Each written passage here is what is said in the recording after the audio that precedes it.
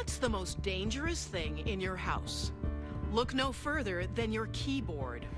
Planes, trains, banks, cell phones, water, your identity, infrastructures of entire countries are vulnerable to meltdown, gone in a keystroke.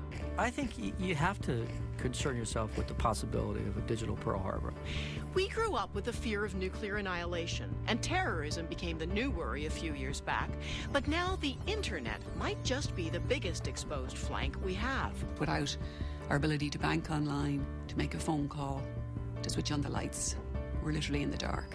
I'm Anne-Marie McDonald. Tonight, DocZone logs on to the Web Warriors.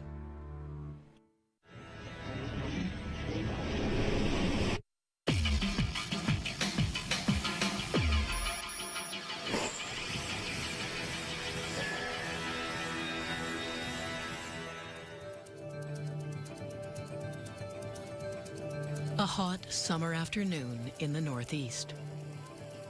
Residents of New York and Toronto look forward to the weekend.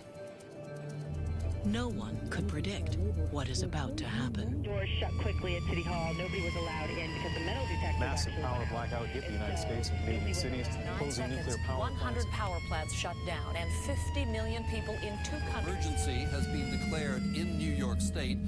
Mayor Bloomberg of New York City. In a matter of seconds, 50 million people simply fall off the grid. Phone lines and water systems fail, and thousands of people are trapped in elevators and subways.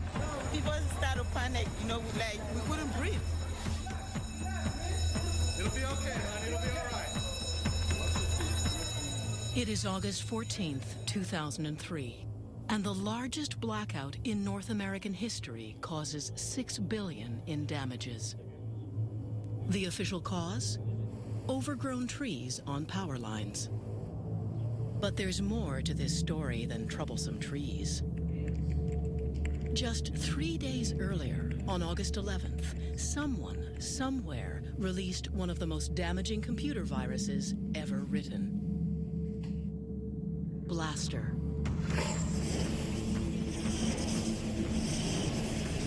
It was probably the biggest attack against the internet ever. Mikko Hyppönen is one of the world's most respected virus hunters. It is here, at F-Secure, an antivirus lab based in Helsinki, that he and his team first identify Blaster when it hits the internet. What astonishes Mikko is the impact the virus has on the physical world. Blaster was the first worm that really showed that an attack like this can affect society and the normal life. Air Canada passengers were frustrated by long check-in lineups today after a virus overwhelmed some of the airline's computer networks. As Blaster explodes across the net, Air Canada's check-in system shudders to a halt. And 3,000 kilometers south, Amtrak and CSX railroad services are disrupted, delaying train routes in 23 states. We saw planes stopping and trains stopping and boats stopping. We saw infections with military installations. And then, of course, 3 days later, there was the US blackout. Did a computer virus somehow contribute to this?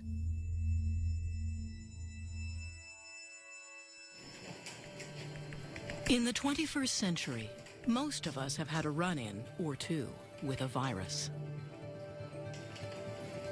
They're usually the reason our computers act strangely or slow down. But Blaster was a new kind of threat.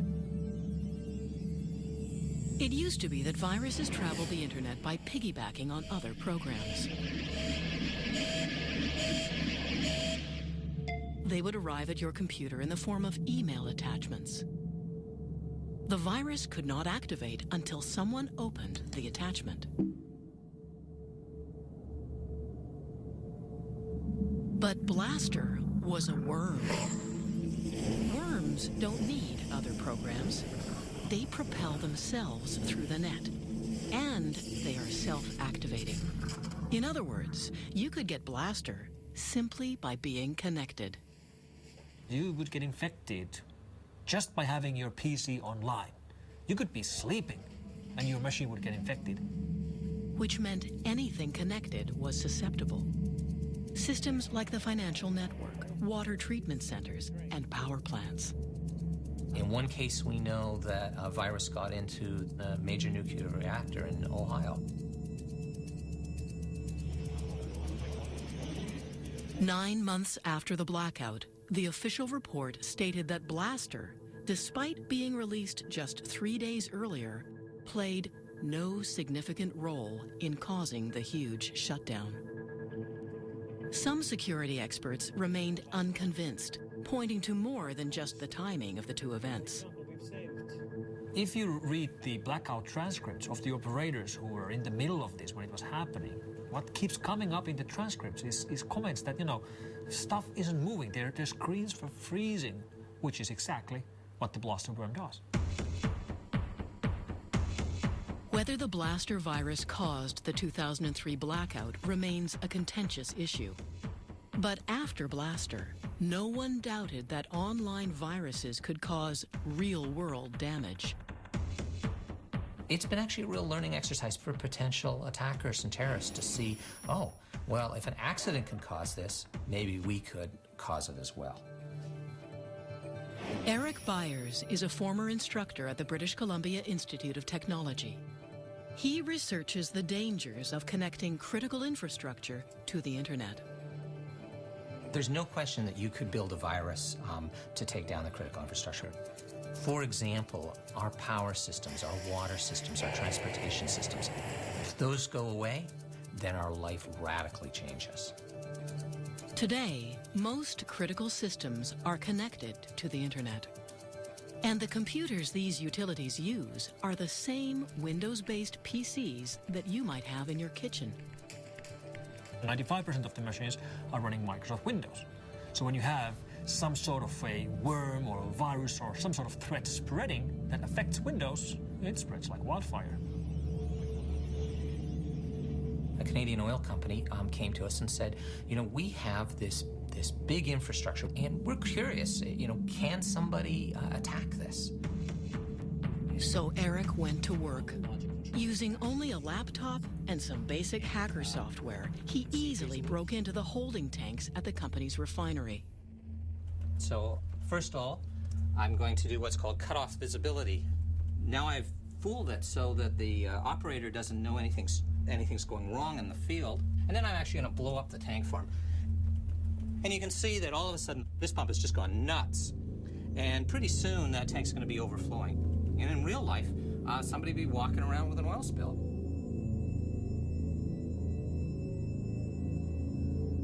I wish that I could say, nope, all our critical infrastructure is secure, but it's not. If connecting power plants and oil refineries to the internet is putting them at risk, why not leave them unplugged? For business reasons, for business efficiency. Mary Kerwin is a security consultant and a columnist for the Globe and Mail. One executive interviewed said that he thought it was fine, it was worth taking the risk, so they'd have an edge on the competition by having these open and secure hookups between the utilities and the corporate network. The problem is, the internet was never designed to be secure. It was never actually built to do a lot of the things we're using it for right now. It was not meant to be an engine of commerce. It was not meant to hold your banking information. In the late 1960s, researchers began developing a network that could share information between computers. In the 90s, it went public and exploded. It was no longer just a handful of scientists on the internet. It was now anyone with a modem. When you have 25 people on a network, you can be pretty sure they're going to play well. But when you've got 2 billion people on a network, you can be pretty sure that somebody is not playing fair. There are no secure computers. There are no secure networks. Amit Yoran is the former director of cybersecurity within the U.S. Department of Homeland Security. I think sooner or later, we are going to be hit by a cyber failure that will affect either our nation's infrastructure or international infrastructures in a very significant and harmful way. So the implication is that somebody remotely managed to gain access to these control systems and does that type of damage and leaves the economy at a standstill, essentially. Because without our ability to bank online, to make a phone call, to switch on the lights, we're literally in the dark.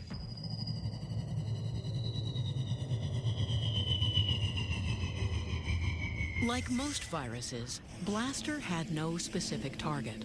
Its damage was collateral, releasing it an act of cyber vandalism.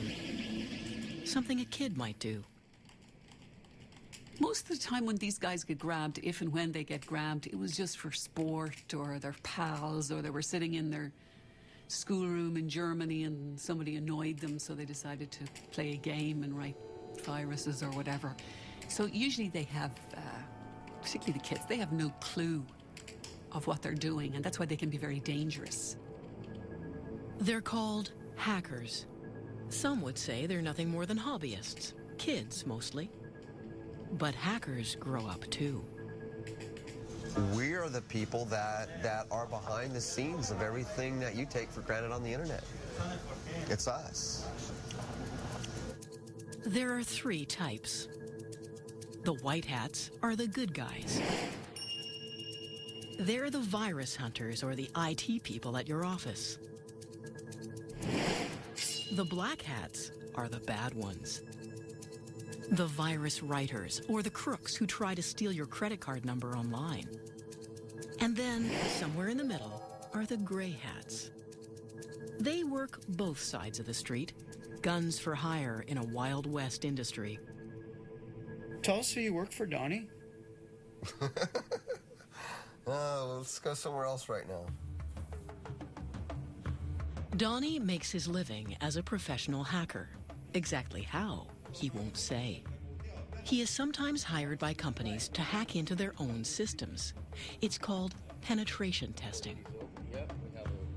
That's where you get permission to break in just as a real hacker would, but you are under a contract, and that's so that they can identify their security flaws and fix those security flaws before a bad guy really does.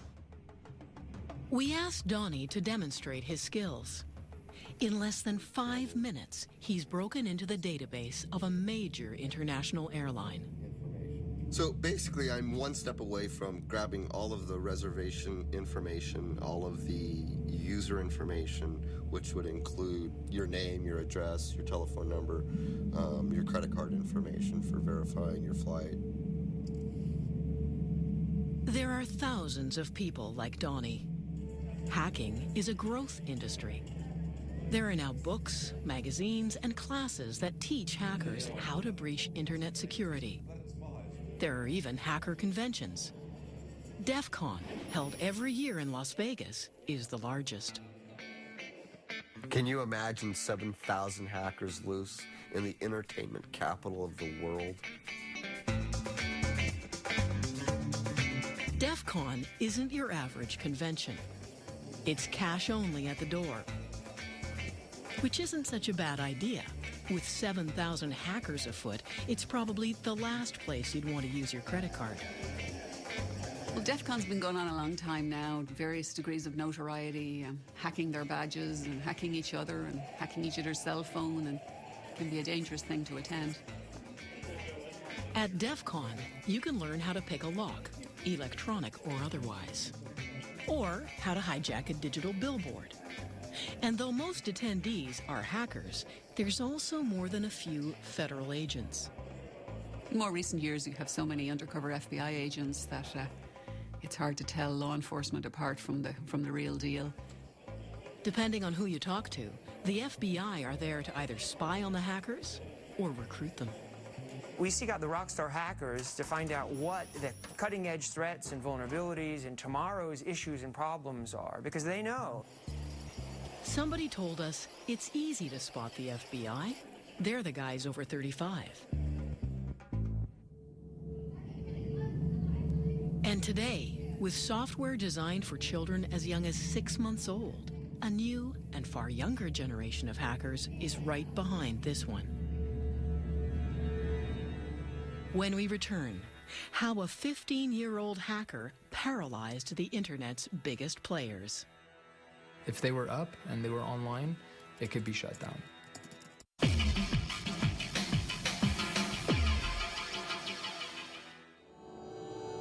In the shady online world of the hacker, there is no one more notorious than Mafia Boy. A surprise move today by the Montreal teenager known as Mafia Boy. He admitted in court he is the hacker who crashed several popular websites last winter. The turn of the millennium saw the peak of the first dot-com gold rush. Internet giants like Yahoo, eBay, and Dell.com were doing hundreds of millions of dollars in online business every day. But in February 2000, these sites suddenly found themselves at the mercy of a 15-year-old kid. Michael Calce, aka Mafia Boy, a high school student from Montreal. My dad got me a computer when I was extremely young. I was 6 years old. It just, I don't know, it fascinated me what I could do with this machine. At 12, Michael was already a respected hacker. And by the time he was 15, he was asked to join what was then one of the most powerful hacker groups online. And I felt honored at the time. You know, we're talking about TNT Force.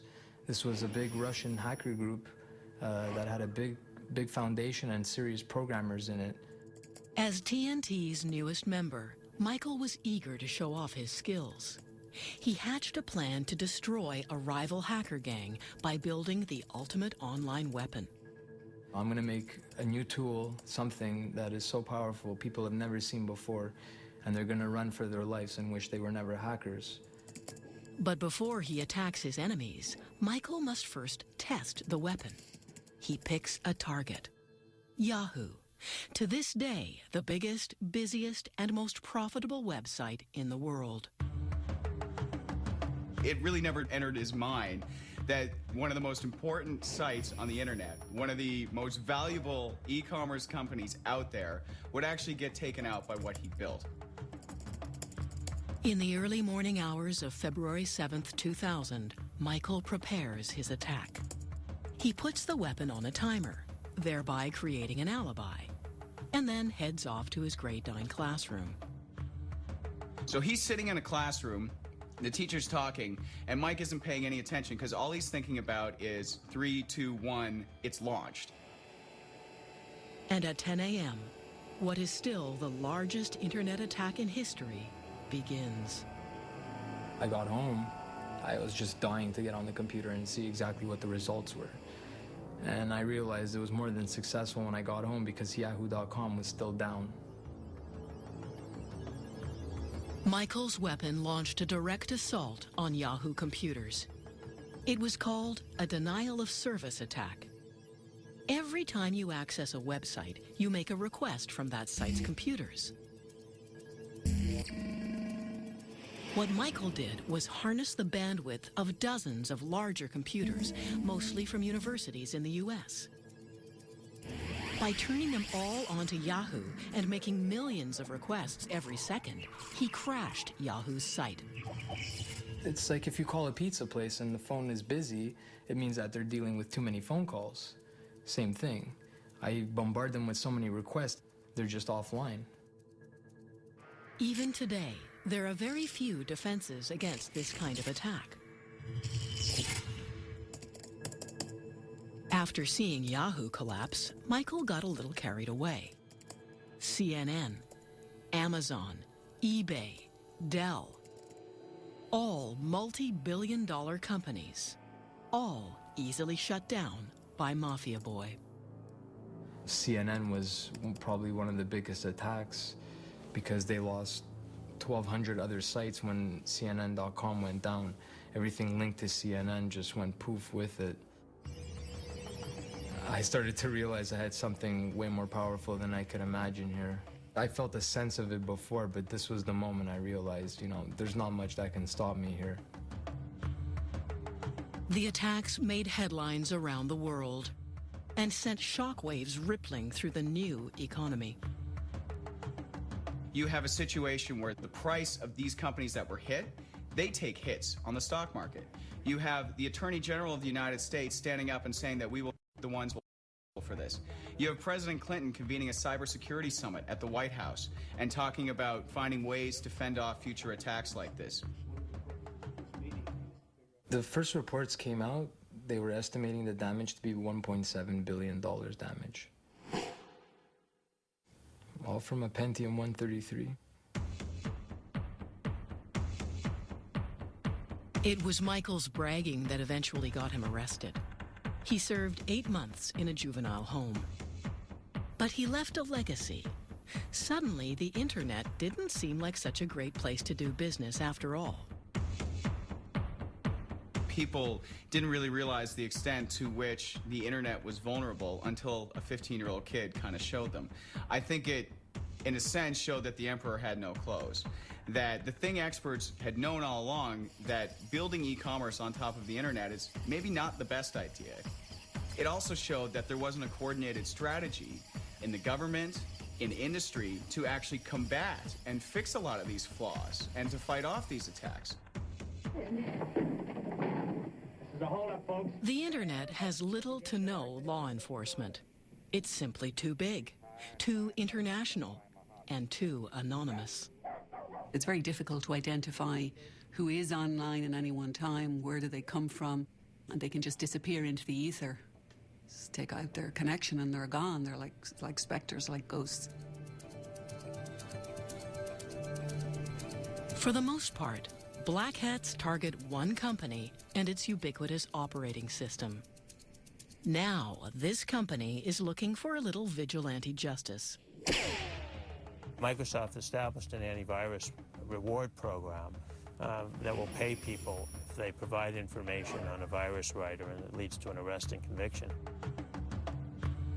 It's a cash bounty. $250,000 for information leading to the arrest and conviction of anyone who has written a destructive virus. We asked Donnie if he was up for the challenge. I don't know if it's entirely possible. It's really, really hard to identify the creator of a piece of code. A piece of code can be as small as 4 lines that anybody could type out on a computer anywhere. If I were to successfully track someone down and actually I'll be able to obtain this bounty, so to speak, $250,000 would be enough to secure my future. His target? A Microsoft Word virus. So called because it hides inside a Microsoft Word document that the author then emails across the internet. Where Blaster was mindlessly destructive, simply flooding the internet, the Microsoft Word virus is much more sinister. After infecting a computer, it begins to collect documents. It then sends these documents back to the authors of the virus. The range of documents being collected concerns Donnie. CAD drawings for computer-aided design, spreadsheets, PDF documents, architectural and machine blueprints. The nature of the data that's being taken, to me, it goes straight to our critical infrastructure. It goes straight to the core of the United States military. And the virus is known to have targeted power systems and government agencies. It is, literally, spyware.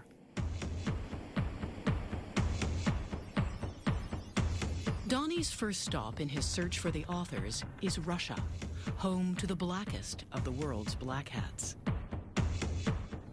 We may not be able to pull this off, but we can certainly try.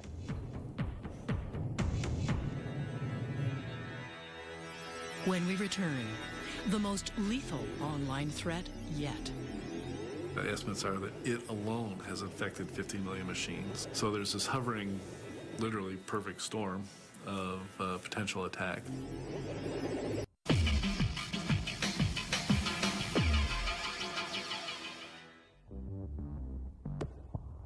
In the past few years, hackers and their viruses have evolved. Mischievous kids are no longer the main problem. Now it's all about the money. And viruses are designed expressly to steal your data. In the good old days, all the viruses were written by, hobbyists and geeks and nerds in their basement for fun, for fame, really. And that started changing 5 years ago or so. To professionals and criminals, people who do this to make money, even people who make millions. And while thieves used to break into your house, these days it's much easier for them to break into your computer. What they're looking for is personal information, credit card numbers and banking details, anything that can be sold for quick and easy cash. A hacker recently told me that, identity theft is a great new career. It has great benefits. Why would you make minimum wage when you can stay in the best hotels and buy big screen TVs with somebody else's money? Thieves then sell this information in a thriving online black market. That's the biggest development in internet security in the last 2.5 years has been the advent of markets for identities. In the black market, working credit card numbers go for as little as $1 each. There's sampling, just like there's in the drug trade, where they'll give you 10 to test, and then you test them. Oh, they're all good. I could actually get money out of them or buy something with them. And full identities, which can include social insurance numbers and addresses, sell for as little as $5. There's been cases where kids have made up to $150,000 in 6 months from various types of credit card fraud and phishing schemes, and have gone on a spree of electronics buying. In the past few years, cybercrime has exploded. Some reports put it on a par with the drug trade. And a 2006 survey found it was more costly to businesses than conventional crime. And most of it comes from one place. When you think today about, what's the sort of country of hacking right now, I think most experts would point to Russia. A few years ago, the Russian mob, sensing a unique opportunity, went online. And why not? It was less risky than traditional crime, and the internet allowed the mobsters to go international. All they needed was a few programmers. You have actual organized crime in Russia recruiting promising young programmers and other technical people to work in a cybercrime syndicate. These Russian syndicates are responsible for the bulk of viruses and hacker exploits released onto the internet every day. It took 20 years to go from the very first viruses to 250,000 viruses, and that's where we were in the beginning of 2007. By the end of 2007, we were already at 500,000 viruses. So we effectively doubled the amount of all of the malware in one single year. Because of this, internet security has become a booming business. In the past few years, antivirus labs have sprung up all over the world. Kaspersky in Moscow is one of the biggest. We receive over 2,000 of new viruses, trojans and worms every day to this lab. In order to provide constant and non-interrupted protection, virus analysts have to work every hour, every day of the week. We have a special name for them. They're called woodpeckers. That's because they hammer their keyboards very fast.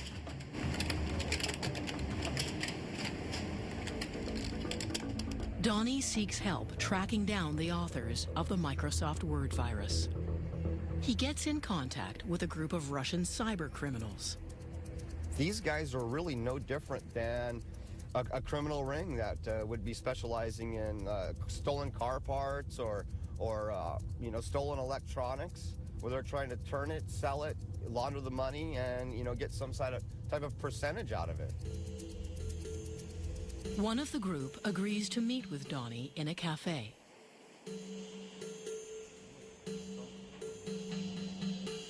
The Russian tells Donnie that he's part of a hacker crew that works primarily as carders. They steal credit card information and then sell it online. Yes, for a year or something, like every card, we how can you say, hustle. The leader of the one group that I was working with, he makes like from $9,000 to $15,000 a week. I had no idea it was that kind of money. I mean, I was thinking like, $1,000 a week. Donnie then inquires about purchasing viruses that would allow him to steal information from anyone's computer. So, one of the things that I'm also interested in is Trojans and backdoors. Yes. Exactly. It gets until like $1,000 or something. Really? Yes. $1,000 for a Trojan? From 400 to 1,000. Wow, that's insane. I have things that I enjoy. But not all viruses have such a clear purpose. In 2007, a new type of virus appears on the internet. Stormworm.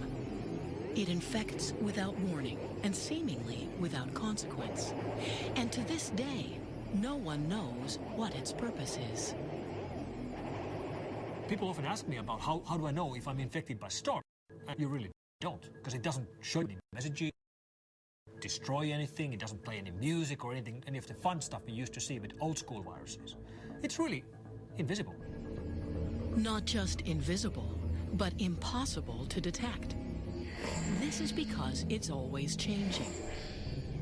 This worm keeps morphing itself. Every time you download it, you get a different copy. And if you do find it and try to remove it, the worm attacks.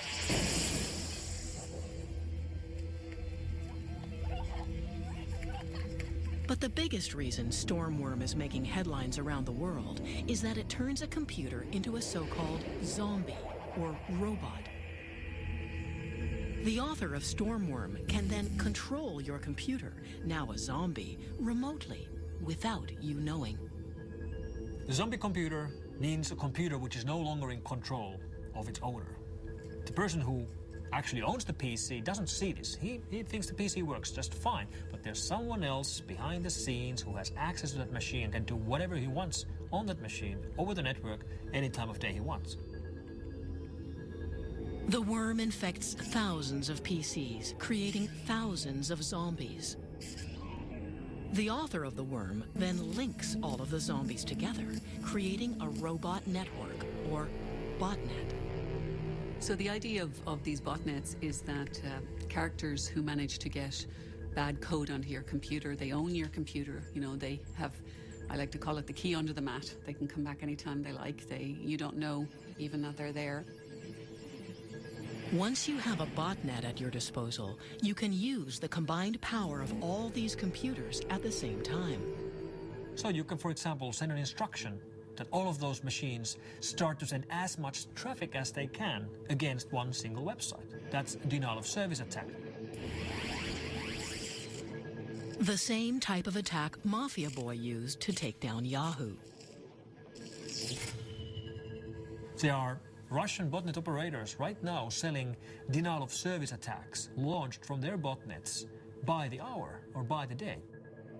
What's unique about Stormworm's botnet is its size and sophistication. Experts estimate the number of linked computers to be in the millions. But still, no one knows this botnet's purpose. The estimates are that it alone has infected 50 million machines, and it has not been used for anything. So there's this hovering, literally perfect storm of potential attack. So the concern is that the Stormworm has created all these compromised computers that in themselves create a kind of almost a massive supercomputer. And that if very bad people have control of this, they may be able to do very bad things on a very, very big scale.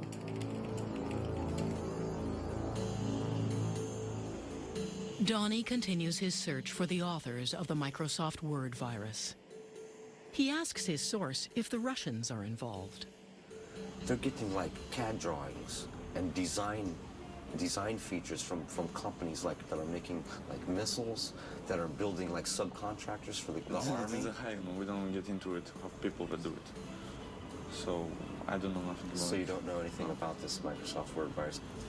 I mean, some people tell me, this stuff is coming. The Russians are using. And China is, yes, they have the technology and they have everything. So they're the most people who get into hacking stuff like this. They're going for the big things. Big things. Yes. When we return, the specter of cyber warfare, nations attacking nations. I think you have to concern yourself with the possibility of a digital Pearl Harbor.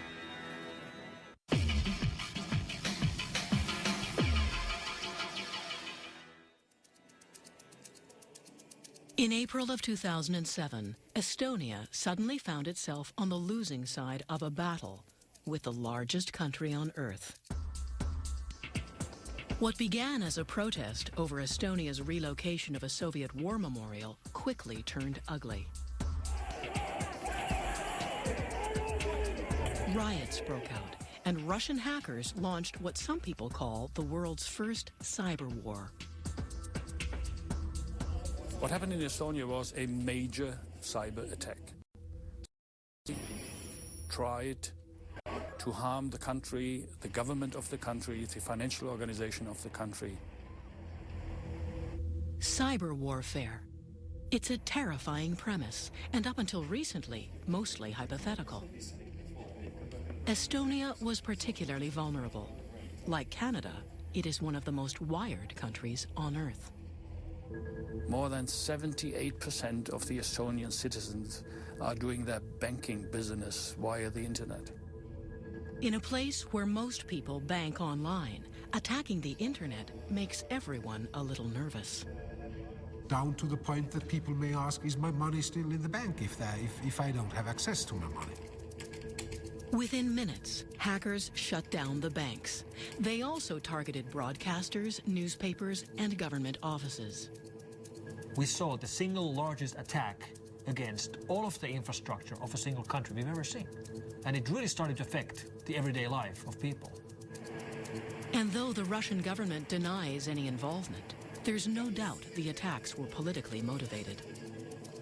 We don't have solid evidence that this is related to any governments. However, we have reasonable evidence to believe that this has its roots in Russian Federation. At one time, the U.S. saw Russia as the main cyber warfare opponent. As early as 1998, the country was accused of hacking into U.S. government systems. But these days, America fears a new cyber spy, China. That is the country that we're most worried about. Rick Howard is a retired lieutenant colonel of the U.S. Army. He spent the last 2 years of his career as the chief of the Army's Computer Emergency Response Team, the cyber SWAT team of the U.S. military. China, in their own doctrine, their own military doctrine, says they'll be ready to take on the U.S. by 2025. They're not going to do that tank on tank. That's not what their plan is. Their plan is to go at us with asymmetric warfare, using the internet as part of their attack vehicle. Rick believes that Chinese hackers are currently mining U.S. government computers, using tools that are similar to the Microsoft Word virus. They steal every document on those hard drives, every Word document, every PowerPoint document, every Excel document, and they bring them back to China. We're talking about millions of documents. Stealing national secrets over the net has replaced old-fashioned espionage. But Rick's greatest concern is that the Chinese military is training and recruiting hackers. The PLA in China recruit hackers from the Chinese population, and they train them in military information warfare tactics. They give them a regular salary so that they can go and try to penetrate U.S. government and other government institutions. In 2007, the U.S. claimed China cyber-attacked the Pentagon. The Chinese government officially denies these claims.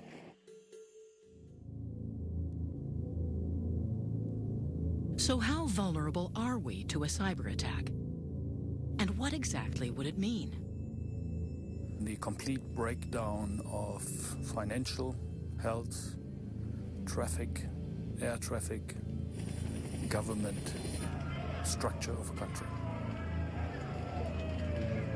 You have to concern yourself with the possibility of a digital Pearl Harbor. I think there's always the possibility that a rogue terrorist group were to have a very significant denial of service attack.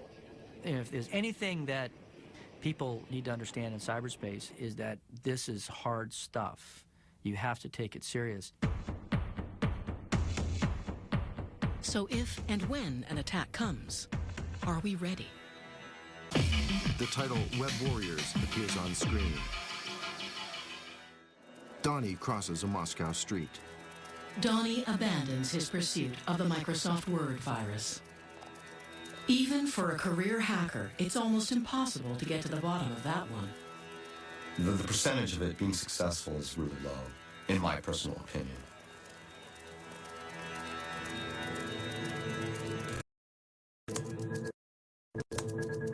Michael Calda a book about his life as a notorious hacker.